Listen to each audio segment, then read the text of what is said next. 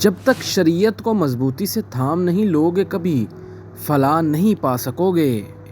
خبردار اہل حق کا انکار مت کرو ورنہ ذلیل و خوار بن کے رہ جاؤ گے۔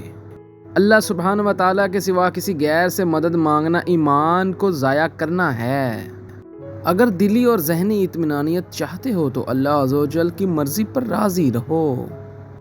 صبر و تحمل اور امید و رجاء سے کام لیا جائے تو انسان کبھی فضل ربی سے مایوس نہیں ہوتا۔ اصل و سکون و راحت چاہتے ہو تو اپنے دل کی کثافتوں کو دور کرو۔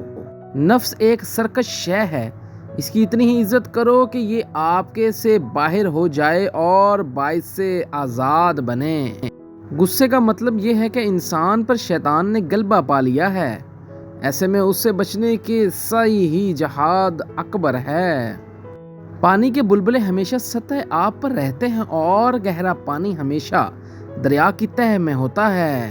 اللہ تعالیٰ اپنے مقصد کو جب پورا فرماتا ہے تو وہ قلیل و کثیر کی پرواہ نہیں کرتا۔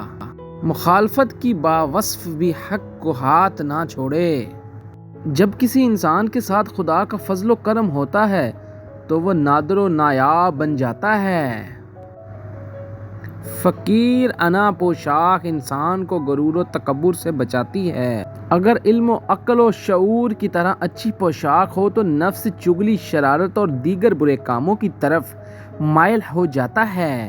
جو شخص اللہ تعالیٰ کو یاد رکھتا ہے وہ کبھی مشکل میں گرفتار نہیں ہو پاتا۔